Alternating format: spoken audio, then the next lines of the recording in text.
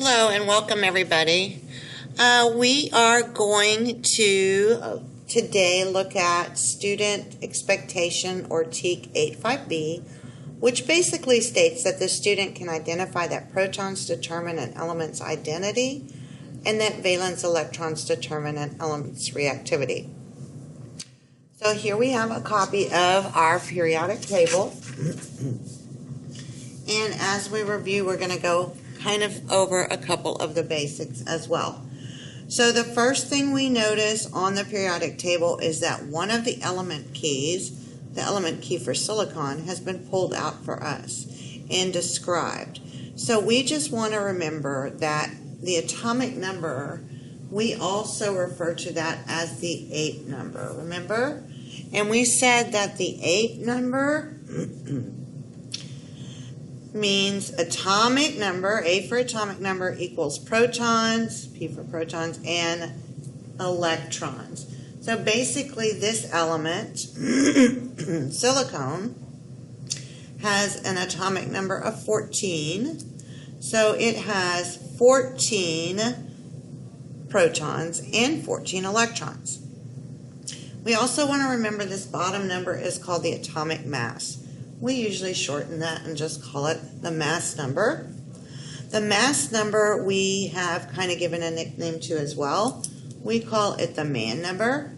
Why do we call it the man number? Well, because if you take the mass number and subtract the 8 number, you get the number of neutrons in this atom of silicon. So if you took 28, the mass number, subtract our 14, we know that a silicon atom would have 14 neutrons.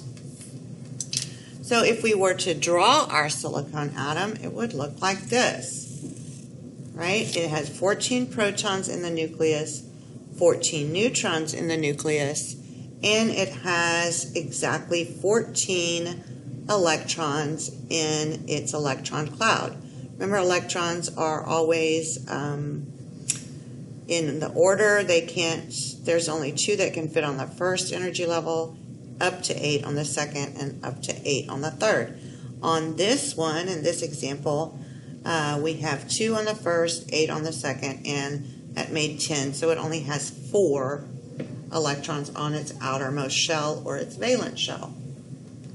One thing I also wanted to remind you of very quickly is in order to identify an unknown atom, your best bet, if you get a Bohr model like this, is to identify it by counting how many electrons it has.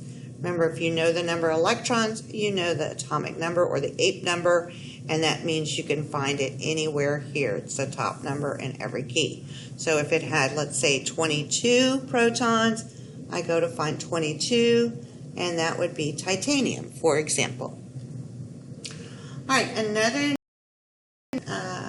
we always say, or the chemist always says, well, the protons determine the element's identity, or the identity of the atom or the element. And that is correct. Protons do determine the element's identity.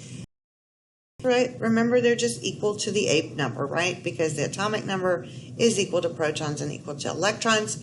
So protons are the same as the 8 number. So if I said, well, the element has 8 protons, then you're going to look for the 8 number or atomic number of 8.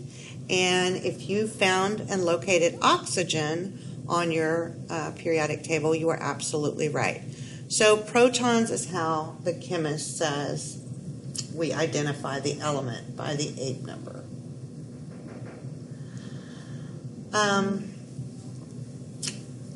Remember, sometimes you might be asked to calculate the number of neutrons. Here again, we just want to remember that the mass number, right, is the man number. Mass minus atomic number equals your neutrons. All right, so another thing that the chemist says is that the valence electrons determine how elements react.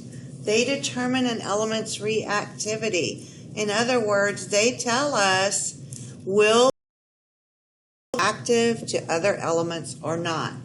there is one group on the periodic table that is not reactive at all, and that is group number 18, our noble gases, right? These are not reactive. They are stable or inert. They will not bond with other elements. And why? Because they have a full valence shell. Helium has a full valence shell with only one energy level and 2 electrons, but in general, all of the rest of them have 8. Remember, when it comes to reactivity and how many outermost electrons you have, 8 is great. So these are our noble gases.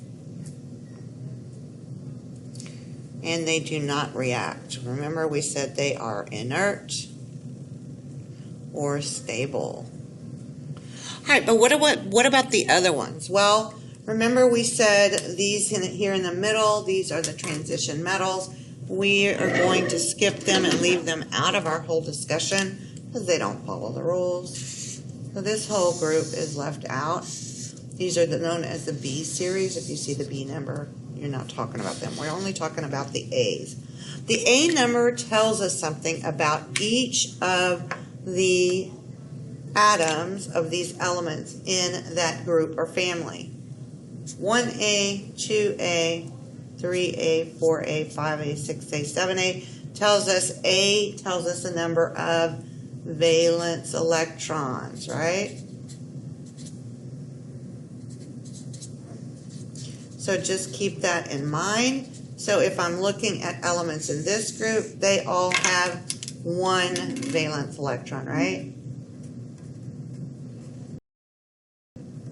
And here they would all have 2 because it says 2A. This group would all have 3 valence electrons. This group 4, right? Up and down, groups go up and down. This group all has 5 valence electrons. This group has 6, this group has 7. And as we know, 8 is great. Our noble gases have 8 outermost valence electrons.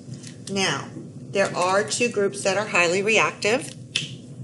One of these groups is a metal, and one of these groups is the nonmetal. If you remember correctly, and you want to bond quickly, group number 1 has 1 outermost electron, and it will bond very, very quickly as soon as it bumps into one element that only has 7, because 1 and 7 make 8. 8 is great. So the most reactive metals are in group 1, and our most reactive nonmetals are in group 17. So 17 is the most reactive nonmetals, and group 1 the most reactive metals, because 1 and 7, they are going to bond quickly and get to 8 very quickly. All right, I hope that this was helpful in remembering that protons determine the identity of elements, valence electrons determine how elements react, how to identify an unknown atom, and how to utilize your 8-man. Thanks for watching. Good luck on STAR.